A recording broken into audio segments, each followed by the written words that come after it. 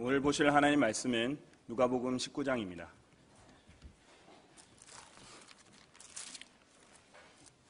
누가복음 19장 12절에서 26절까지의 말씀인데요.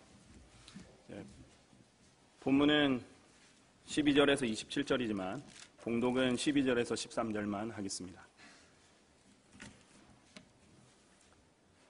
그러므로 주께서 말씀하시기를 어떤 귀인이 왕국을 받아서 돌아오려고 먼 나라에 가게 되었더라. 그리하여 자기의 종 10명을 불러 그들에게 열 문화를 주며 말하기를 내가 올 때까지 장사하라고 하였더니. 오늘 설교 제목은 내가 올 때까지 장사하라입니다. 말씀을 위해서 기도하겠습니다.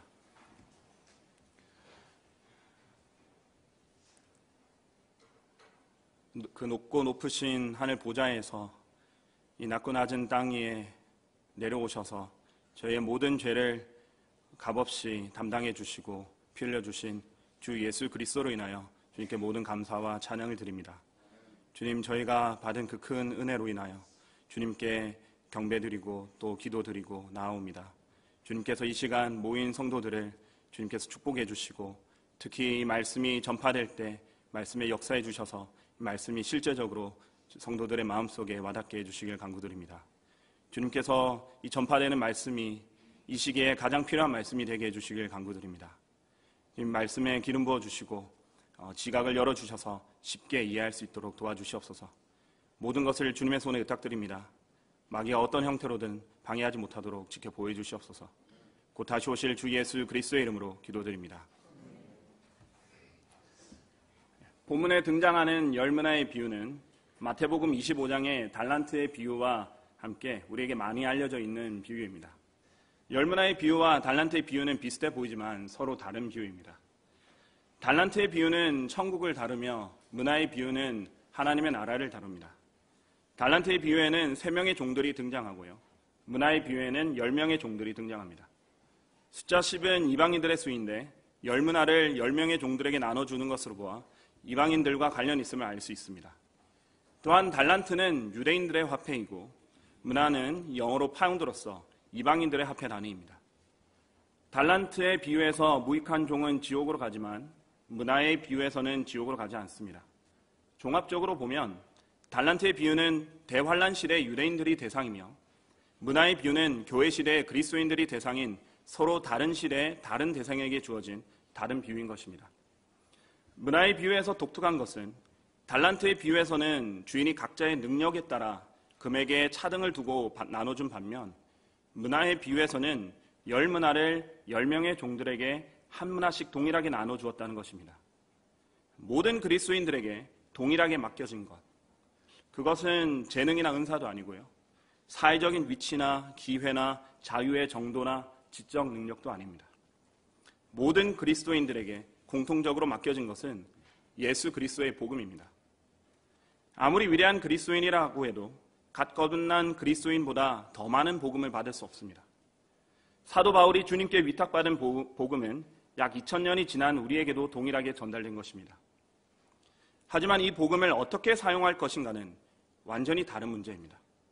그것이 본문의 문화의 비유의 핵심인 것입니다. 주인께서 종들인 우리들에게 복음을 위탁하고 가셨는데 다시 돌아올 때 그 복음으로 몇 문화를 벌었느냐를 물으실 거라는 것입니다. 문화의 비유의 배경을 살펴보면 이 비유 앞에 삭케오의 회심이 나오는 것을 알 수 있습니다. 당시 유대인들에게는 세리와 창녀가 죄인들의 대명사였는데 삭케오는 세리장이었으므로 죄인들의 우두머리격이었고 사람들의 멸시와 증오의 대상이었습니다. 하지만 예루살렘을 향해 가던 예수님께서는 삭케오의 혼을 구원하시기 위해 일부러 여리코에 들르셨고 뽕나무 앞에서 만난 그와 함께 그의 집까지 방문하셨습니다. 이 모습을 보고 죄인과 더불어 손님이 되어 들어갔다고 하는 비난이 쏟아졌지만 주님은 사람들의 시선은 아랑곳하지 않으시고 그의 혼에 집중하시어 개인 구령에 성공하셨습니다. 그리고 주님께서는 인자가 온 것은 잃어버린 자를 찾고 또 구원하려는 것이라고 말씀하셨습니다. 이 땅에 온 목적이 이처럼 한 사람씩 찾아내어 그들을 구령하는 것이라고 하신 것입니다. 마치 목자가 잃어버린 한 마리의 양을 찾기 위해 광야를 전전긍긍하며 찾을 때까지 찾아다닌 것처럼 주님은 잃어버린 자를 구원하기 위해 찾아다니셨던 겁니다. 예수님은 늘 우리에게 먼저 모범을 보여주십니다. 구원의 대장으로서 먼저 나서시고는 우리에게 나를 따르라고 명령하십니다. 그분이 자신이 삭케오를 구령한 본을 보이신 후에 구령에 대한 위대한 비유를 말씀해 주시는데 그것이 바로 열문화의 비유입니다. 이 위대한 비유는 삭케오의 집에서 시작된 비유인 것입니다. 여기에는 신실한 구령자와 실패한 구령자가 등장합니다. 저는 위대한 구령자이신 예수님께서 보여주신 이 비유가 여기에 계신 여러분을 신실한 구령자로 변모시키는 계기가 될 것을 확신합니다. 그것이 제가 오늘 설교를 하는 목적입니다. 내가 올 때까지 장사하라. 첫째로 복음의 가치를 알아야 합니다. 본문 13절입니다. 그리하여 자기 종 10명을 불러 그들에게 열문화를 주며 말하기를 내가 올 때까지 장사하라고 하였더니 주인은 종들에게 내가 올 때까지 장사하라고 말했습니다. 이를 통해 우리가 얻을 수 있는 교훈은 그리스도인은 주님이 오실 때까지 예수 그리스도를 바쁘게 섬기고 있어야 한다는 것입니다. 예수님이 오신다고 해서 재산을 다 팔아버리고 산에 올라가서 예수님을 기다리라는 것이 아닙니다. 그때까지 시킨 일을 신실하게 수행하라는 겁니다. 그리스도인은 주님께서 오실 때 그분이 나에게 하라고 부르신 일을 하고 있는 상태에서 발견되도록 살아야 합니다. 누군가가 마틴 루터에게 주님이 내일 오신다면 무엇을 할 거냐고 물었습니다. 그러자 루터는 대답하기를 난 오늘 감자밭에 가서 밭을 갈 겁니다 라고 했습니다. 다시 말해 주님과의 교제 가운데 올바로 살고 있다면 주님이 언제 오시든 자신이 하려고 했던 일을 바꿀 필요가 없다는 것입니다. 미국 신학교들에는 이런 문제가 자주 있었는데 사역을 위해 훈련을 받으려고 왔다가 예수님의 재림에 대해서 듣고 나서는 이제 예수님께서 곧 오실 것이라는 생각에 훈련받을 시간이 없다고 생각해서 공부와 훈련을 제쳐버린 채 뛰쳐나가서 사역이랍시고 덤벼드는 겁니다. 그러나 한 2년 정도 지나면 대부분은 떨어져 나가버립니다. 만일 하나님께서 신학교로 부르셨다면 마쳐야 합니다. 예수님이 빨리 오셔서 학업을 다 마치지 못하면 어떡하지 이렇게 걱정할 필요가 없습니다. 주님께서 보시는 것은 가시적인 결과가 아닙니다. 주님께서 찾으시는 것은 신실함입니다. 그분은 자신이 시킨 것을 하고 있느냐를 보려는 것입니다. 결국 그리스도의 심판석에서 주님께서 보실 것은 행한 일이 어떤 종류인지를 보시기 때문입니다. 즉 섬김의 양이 아니라 섬김의 질을 보시는 것입니다. 밥 존스 시니어는 평소에 이렇게 말하곤 했습니다. 내일을 위한 최상의 준비는 오늘 해야 할 일을 하는 것이다. 만일 오늘 하나님께서 내게 하라고 하신 일들을 하고 있다면 내일은 하나님의 뜻 한가운데 있을 것입니다. 하지만 문제는 오늘을 엉망으로 살아놓고 내일은 잘 될 것이라고 미화시키는 것에 있습니다. 하지만 내일은 오늘 내가 한 일을 기반으로 지어진다는 것을 명심하시길 바랍니다. 그러므로 복음을 맡은 청지기에게 요구되는 것은 무엇보다 신실함입니다. 달란트의 비유에서는 각자의 능력에 따라 다른 양이 주어졌지만 문화는 모두에게 한 문화씩 동일하게 주어졌습니다. 그 이유는 복음은 능력에 따라 다르게 주어진 것이 아니며 또 주인의 판단 기준은 복음을 전파하는 데 얼마나 신실했느냐이기 때문입니다. 그래서 주인은 한 문화로 10문화를 벌어온 종은 칭찬했지만 한 문화로 5문화를 벌어온 종은 칭찬하지 않은 겁니다. 신실함에 차이가 있었던 겁니다. 더 신실하게 할 수 있었지만 그렇지 않았고 적당한 결과만 나왔기 때문입니다. 즉 다시 말해 복음에는 얼마나 능력이 있느냐에 따라서 결과가 달라지는 것이 아니라 얼마나 신실하게 전했느냐에 따라서 결과가 달려있다는 겁니다. 주님께서 그분의 종 10명에게 문화를 맡기시며 장사라고 하셨는데요.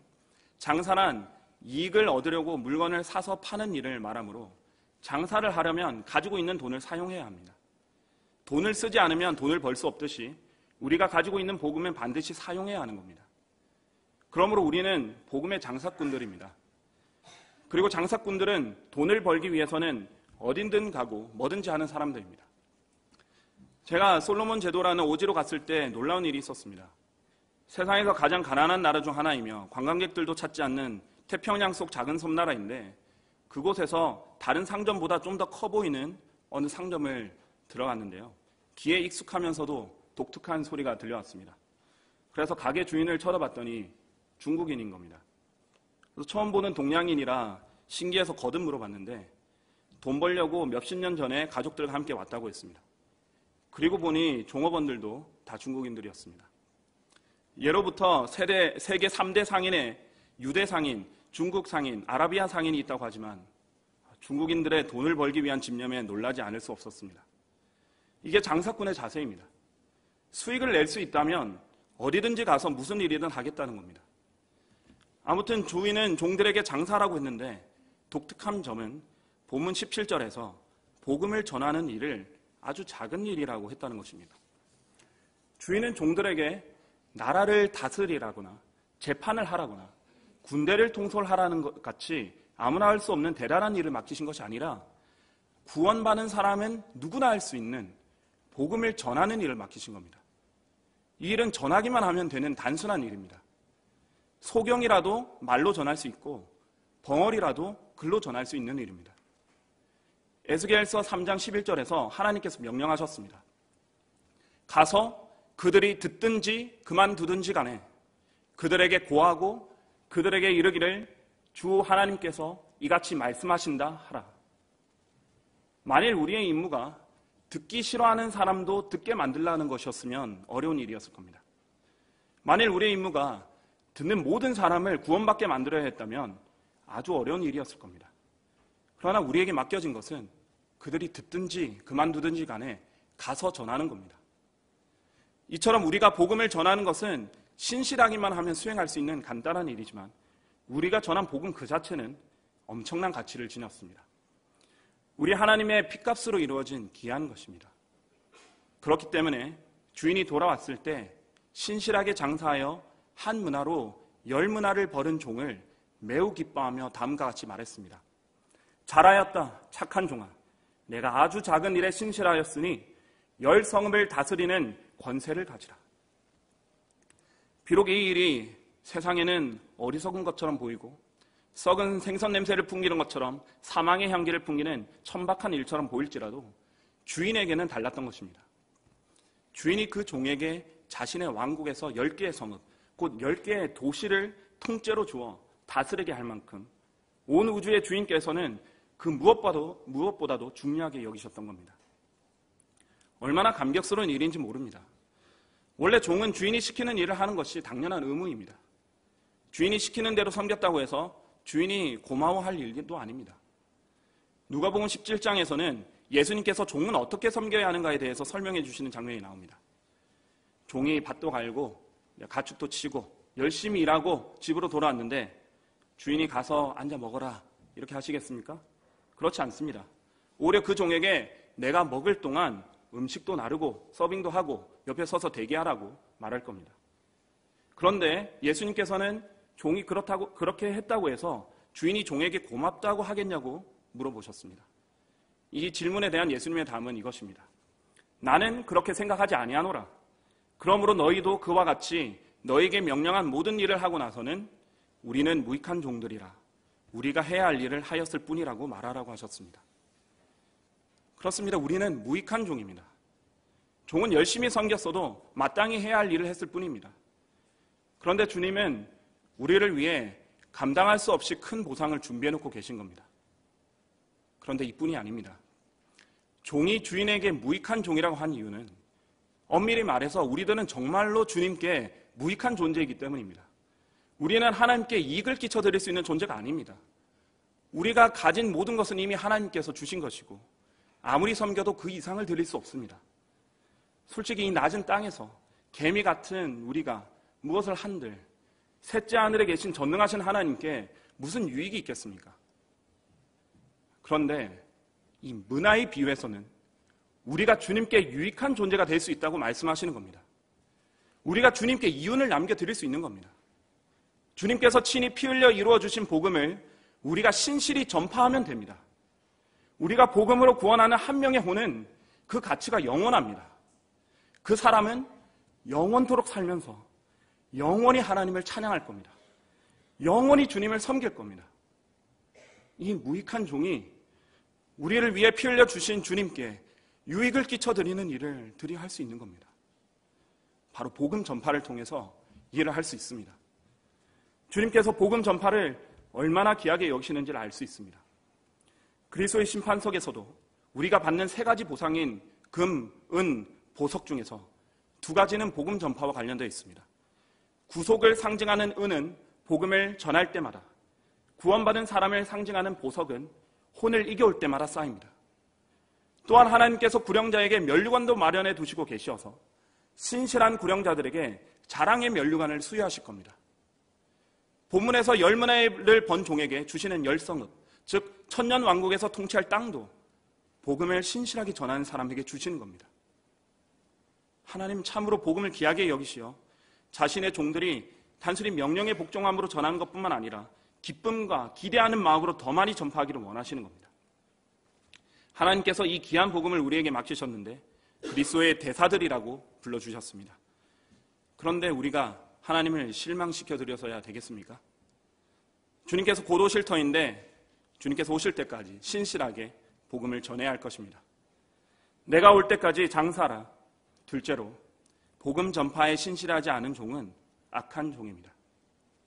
본문 20절부터 23절을 읽겠습니다. 또 한 사람이 와서 말하기를 주여 보소서 주께서 주신 한 문화가 여기 있나이다. 내가 그것을 손수건에 싸서 간직하였나이다.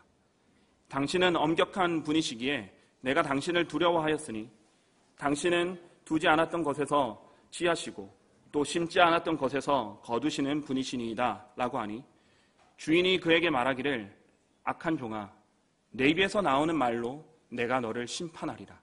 너는 내가 두지 않았던 것에서 취하고 심지도 않았던 것에서 거두는 그러한 엄격한 사람인 줄 알았도다.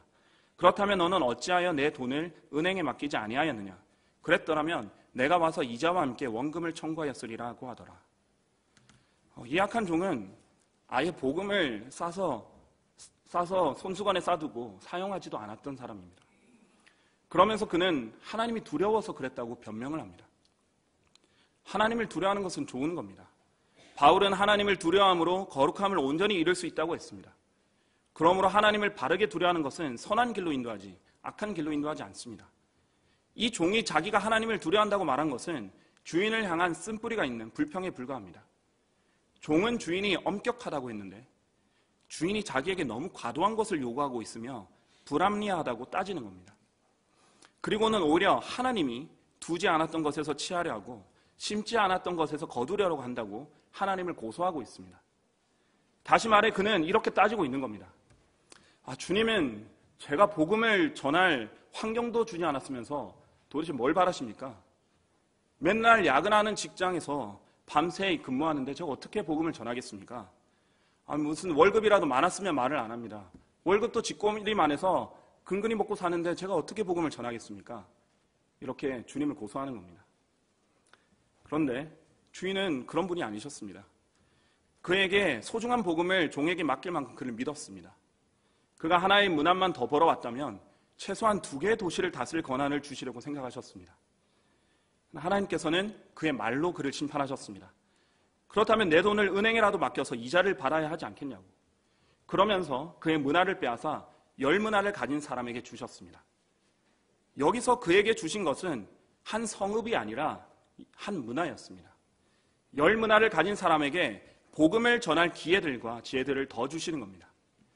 이렇듯 하나님께서는 복음을 계속 쓰는 그 사람에게는 더 많은 기회와 시간을 주십니다.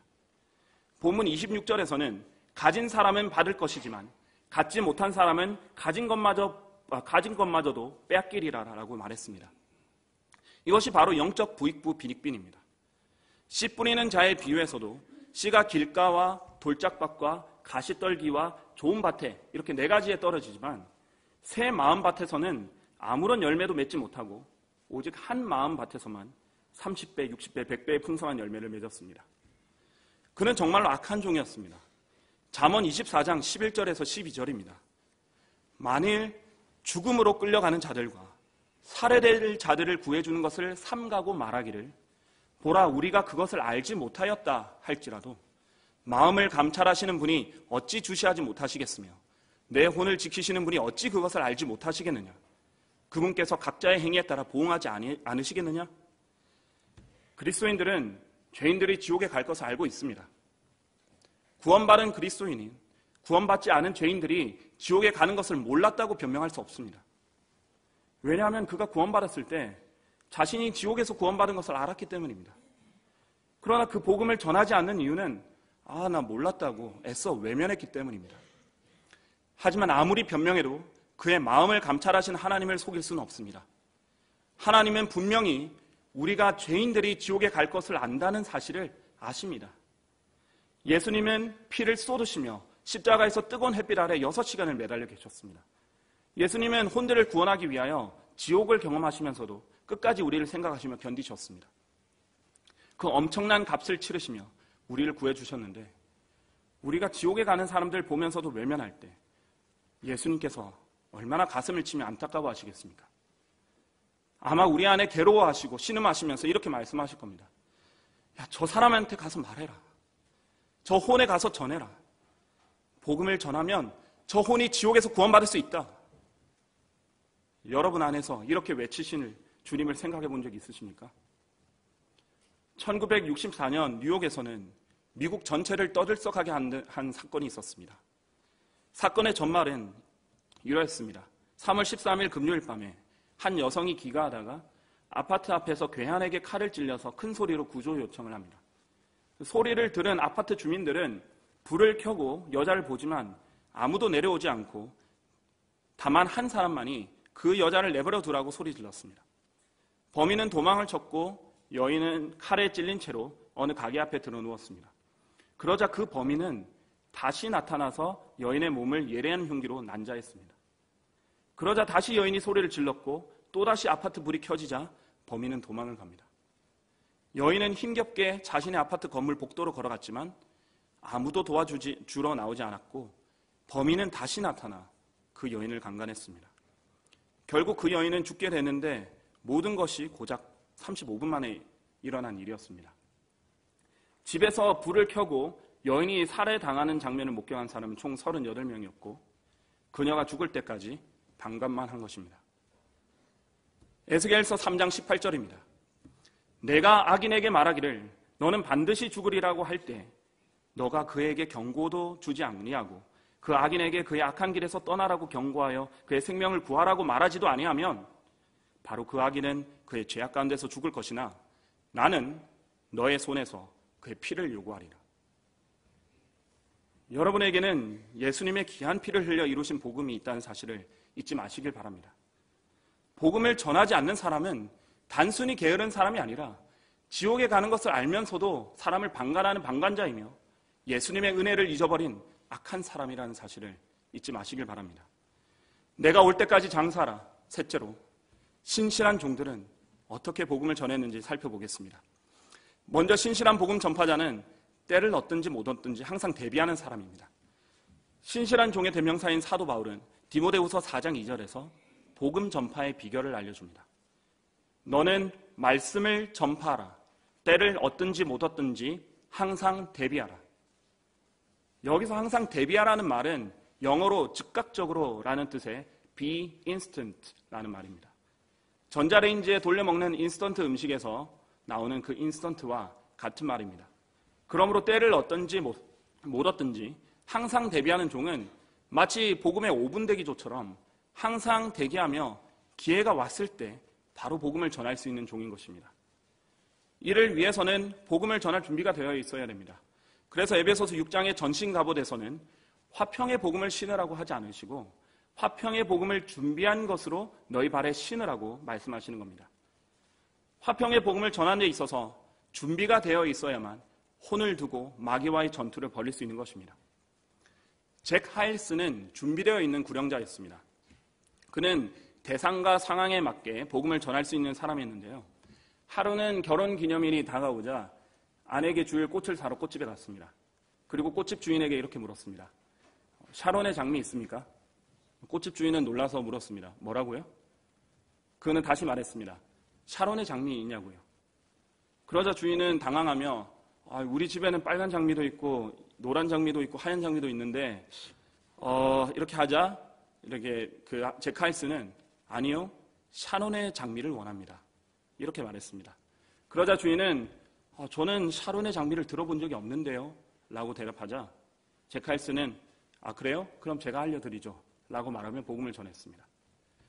제카일스가 순회 설교를 하면서 호텔에 머물고 있을 때였습니다. 볼일을 보고 돌아왔는데 청소부가 방을 정리하고 있었습니다. 그러자 제카일스는 아직 방이 준비 안 되었나요? 라고 했고 청소부는 죄송합니다. 아직 방이 준비가 안 됐습니다. 최선을 다해서 준비하고 있습니다. 라고 대답했습니다. 그런데 갑자기 제카일스는 당신의 방은 이미 준비되어 있습니다. 라고 했습니다. 그러자 청소부는 뭐라고요? 저는 방이 없는데요. 라고 했고요. 제카일스는 당신에게는 방이 있습니다. 예수님께서 나는 너희를 위하여 처소를 마련하러 가노라고 하셨습니다. 이렇게 말하며 복음을 전했습니다. 그는 이런 식으로 복음을 늘 전했는데요. 어떻게 복음을 그 사람에게 맞게 전할까 생각했던 사람이었습니다. 이렇게 대상과 상황에 맞게 언제든지 복음을 소개하기 위해서는 복음 전파에 늘 깨어 있으면서 준비하는 것이 필요한 겁니다. 또한 신실한 복음 전파자는 사람의 외모를 보지 않고 한 사람의 혼으로 대하는 사람입니다. 사람을 혼으로 대하는 사람은 늘 혼에 대한 연민이 있습니다. 바울이 그런 사람이었습니다. 바울은 모든 사람의 피로부터 내가 깨끗하니 이는 내가 하나님의 모든 계획을 조금도 주저함 없이 너에게 전해주었음이라고 했습니다. 바울은 만나는 사람마다 주저함 없이 복음을 전해주었기에 모든 사람의 피로부터 깨끗하다고 자신 있게 말할 수 있는 겁니다. 그의 말에서 알 수 있는 것은 그가 모든 혼들에게 빚진 마음을 가지고 있었다는 겁니다. 로마서 1장 14절에는 그가 이렇게 말했습니다. 헬라인들이나 야만인들이나 지혜 있는 자들이나 어리석은 자들에게나 내가 다 빚진 자로다. D.L. 무디 역시 혼에 대한 연민이 있던 사람이었습니다. D.L. 무디는 초등학교도 마치지 못하고 신학교도 나오지 못한 소위 무식한 사람이었습니다. 그런데 그는 주일학교부터 신실하게 섬기던 사람이었습니다. 당시 극빈층 아이들이 사는 곳에서 주일학교 교사를 맡았는데 빈민가를 집집마다 돌아다니면서 아이들을 구령했습니다. 부모들이 썩은 사과를 던지면서 쫓아내기도 했지만 그의 열정은 사그라지지 않았습니다. 당시 자신의 친구에게 쓴 편지를 통해 그의 심정을 알 수 있습니다. 편지에는 이렇게 되어 있습니다. 그리스도의 대사가 악한 자들에게 두 팔 벌려 환영받았던 적이 있는가? 나는 죄와 악의 구렁텅이에서 아이들을 구하려고 한다네. 때로 이 일이 힘들고 어렵더라도 어떻게 멈출 수 있겠나? 내 눈에는 하나님의 종들보다 마귀들이 더 열심히 일하는 것처럼 보이니 말일세. 시카고 같은 도시에서 사탄의 무리를 때려 눕히려면 의자에 편히 앉아서는 아무것도 할 수가 없다네. 죽는 순간까지 혼들에 대한 열정으로 가득했던 무식한 D.L. 무디는 하나님께서 들어쓰셔서 평생 동안 1억 명이 넘는 사람들에게 복음을 전할 수 있게 되었습니다. 또한 신실한 구령자는 끝까지 낙담하지 않고 씨를 뿌리는 사람입니다. 전도서 11장 1절과 시편 126편 5절입니다. 너는 내 빵을 물 위에 던지라. 이는 여러 날 후에 내가 그것을 찾을 것임이라. 눈물로 씨를 뿌리는 자들은 기쁨으로 단을 거두리로다. 하나님의 말씀을 전파하는 이는 때때로 눈에 보이는 성과가 없을 때도 있습니다. 이 마지막 시대에는 더더욱 사람들의 믿음이 식어져서 냉랭한 사람들만 보게 됩니다. 그러나 우리가 인내로 씨를 뿌리려면 하나님께서 반드시 거두게 해주십니다. 열매를 맺게 하는 능력은 그 씨 자체에 있기 때문입니다. 우리가 전하는 복음은 믿는 모든 사람을 구원에 이르게 하는 하나님의 능력입니다. 이사야서 55장에는 하나님의 말씀이 헛되이 돌아오지 않고 하나님께서 기뻐하시는 것을 이룬다고 말했습니다. 현대 선교의 아버지라고 불리는 인도의 선교사 윌리엄 캐리는 인도에서 자녀들과 아내를 잃으면서까지 사역했지만 첫 회심자를 얻기까지 자그마치 7년이라는 세월을 기다려야 했습니다. 더욱이 구령은 사탄과의 영적 전쟁인지라 씨름을 해야 할 때가 있습니다. 혼을 두고 엎치락 뒤치락 하는 결정적인 순간에 방해가 있기도 한 것입니다. 미국의 순회 설교자였던 존 롤링스가 있었습니다. 에어컨도 선풍기도 없는 한 시골에서 창문과 문을 열어놓고 설교를 하고 있을 때였습니다. 분위기가 무르익고 이제 존 롤링스는 사람들에게 앞으로 나오라고 초청했습니다. 그런데 사람들이 나오는 대신 그때 문에서 닭들이 뛰쳐나왔습니다. 그리고는 강당을 돌아다니며 해방을 놓았습니다. 또 한 번은 창밖에서 비둘기들이 들어와 구구구구 소리 내면서 방해하기도 했습니다. 한 구령자가 어떤 가정집을 방문해서 구령을 하고 있을 때였습니다. 그들이 이제 막 영접하려고 하는데 때마침 8명의 친척들이 대거 몰려와서 아무런 통제 없이 집 안으로 들어왔습니다. 놀라운 것은 그 친척들은 15년간 한 번도 그 집을 방문한 적이 없었으며 500km 이상 떨어진 곳에 살고 있던 사람들이었다는 것입니다. 한 혼의 영원한 운명을 판가름 짓는 이 전쟁은 하나님 편에서도 마귀의 편에서도 너무나 중요하기 때문에 중요한 순간마다 예상치 못한 방해물들이 뒤따르는 것입니다. 그러나 우리는 그렇다고 해서 복음을 전하는 것에서 물러서고 포기해서는 안 됩니다. 일단 복음을 들고 나가야 합니다. 나가면 하나님께서 상황에 맞게 지혜도 주시고 말씀도 주시고 환경을 조성해 주시는 것을 목도하게 될 것입니다. 그리고 하나님께서는 신실한 구령자들에게 구령자들만이 누릴 수 있는 기쁨도 주실 겁니다. 럭크만 목사님이 사람들이 모인 거리에서 설교했을 때의 일입니다. 설교 후에 남아있는 20여 명의 사람들에게 아직까지 구원받지 못한 분이 계시다면 앞으로 나오셔서 제가 드리는 전도지를 받아가십시오라고 했습니다. 그때 키가 크고 바짝 마른 농부 한 사람이 앞으로 걸어 나와 전도지를 받아갔습니다. 그는 고무장화에 밀짚 모자를 쓰고 있었는데 70세가량 돼 보이는 노인이었습니다. 그 노인이 전도지를 받아가자 럭크만 목사님